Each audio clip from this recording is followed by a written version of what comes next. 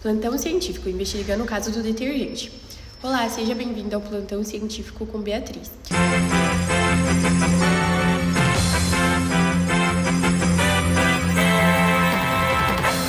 Hoje vamos investigar um caso que chamou a atenção de consumidores, cientistas e autoridades sanitárias em todo o Brasil. A suspeita de contaminação microbiológica em determinados lotes de detergentes da marca IP. A investigação começou logo após análises identificarem a possível presença de bactérias em alguns produtos, como o detergente é utilizado diariamente na limpeza de pratos, copos, panelas e outros utensílios domésticos. E a situação ficou muito preocupante para as pessoas. Órgãos responsáveis iniciaram investigações para verificar a qualidade dos produtos e identificar possíveis falhas no processo de fabricação. Mas, afinal, como que ocorre uma contaminação microbiológica? Como que os detergentes funcionam e de que forma a ciência ajuda a descobrir esses problemas? Nessa reportagem, vamos entender como a química, a biologia e física estão diretamente relacionados a esse caso. A química é por meio dos hidrocarbonetos e moléculas dos detergentes.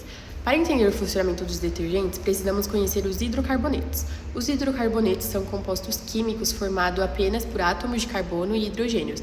Eles são presentes no petróleo e é uma importante matéria-prima utilizada para fabricar combustíveis, plásticos, cosméticos e diversos produtos de limpeza.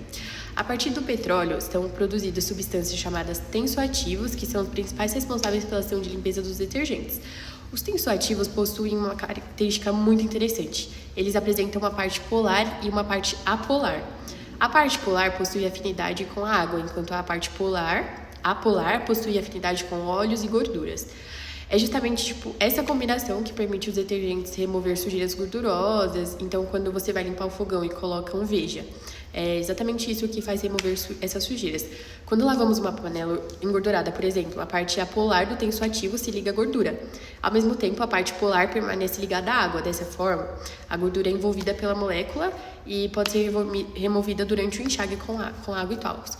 Entre as moléculas encontradas em detergentes, podemos destacar o lauril sulfato de sódio e o dodecilbenzeno sulfonato.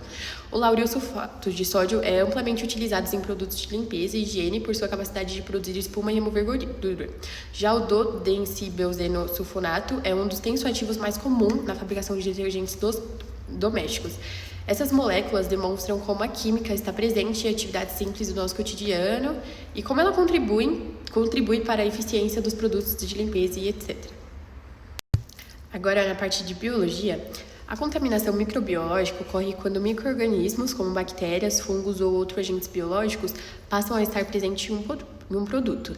As bactérias são seres vivos microscópicos formados por apenas uma célula. Apesar de serem extremamente pequenas, elas podem se multiplicar rapidamente quando encontram condições adequadas de temperatura, umidade e nutrientes. Nas indústrias, existem rigorosos protocolos de higiene para evitar esse tipo de contaminação e etc. Algo muito importante. No entanto, quando ocorre alguma falha sanitária ou algo do tipo, os micro-organismos podem entrar em contato com os produtos durante o processo de fabricação, armazenamento ou transporte.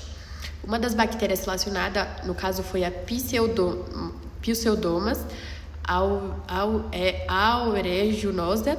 E essa bactéria é encontrada principalmente em ambientes úmidos e pode sobreviver em diferentes condições ambientais. Embora muitas pessoas saudáveis não apresentem problemas graves ao entrar em contato com ela, indivíduos com baixa imunidade podem desenvolver infecções e etc. Por esse motivo, a presença dessa bactéria em produtos industriais exige atenção, investigação e cuidado. É importante, também destacar que bactérias e vírus não são a mesma coisa.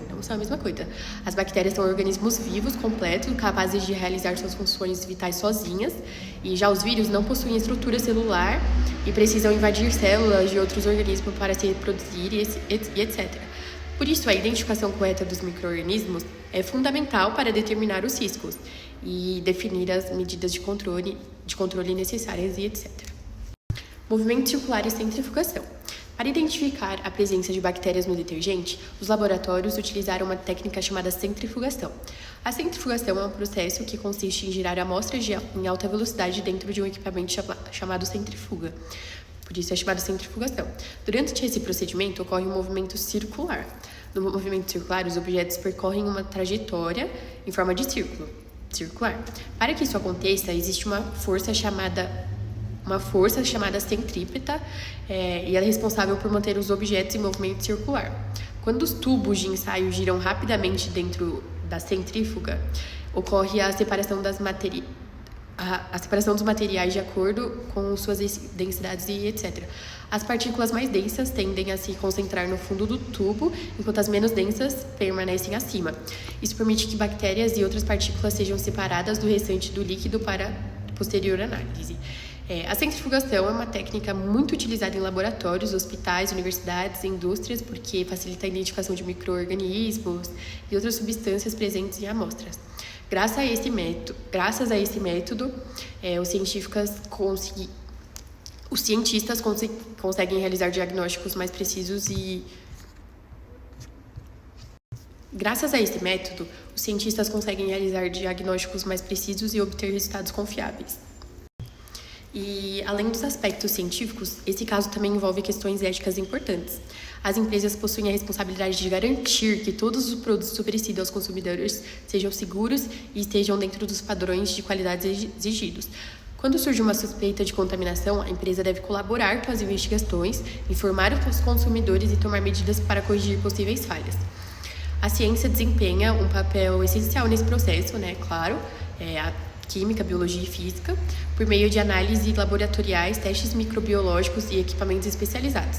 Os cientistas conseguem identificar problemas, investigar suas causas e propor soluções. Outro ponto importante é o combate à fake news. Durante situações como essa, muitas informações falsas podem circular nas redes sociais e gerar medo ou confusão no nosso cotidiano, na população, e por isso que é fundamental buscar informações em fontes confiáveis, como órgãos de saúde, instituições científicas e reportagens produzidas com responsabilidade. Então, repórteres confiáveis. E a mídia também possui um papel muito importante, pois deve comunicar os fatos de maneira clara, objetiva e baseada em evidências científicas. Após nossa investigação, percebemos que a química explica como os detergentes funcionam e removem a gordura. A biologia nos ajuda a compreender como ocorre a contaminação microbiológica e quais são os riscos associados à presença de bactérias em produtos industriais. Já a física mostra como técnicas laboratoriais, como a centrifugação, permitem identificar micro-organismos e investigar possíveis problemas de qualidade. Esse caso demonstra que a ciência está presente em diversas áreas da sociedade e desempenha um papel fundamental na proteção da saúde pública. Também reforça a importância de responsabilidade das empresas, do trabalho dos cientistas e da divulgação correta das informações. A ciência não está presente apenas nos laboratórios. Ela influencia a saúde pública, a indústria, a ética e a forma como a sociedade recebe informações. Eu sou a Beatriz e esse foi o Plantão Científico de hoje.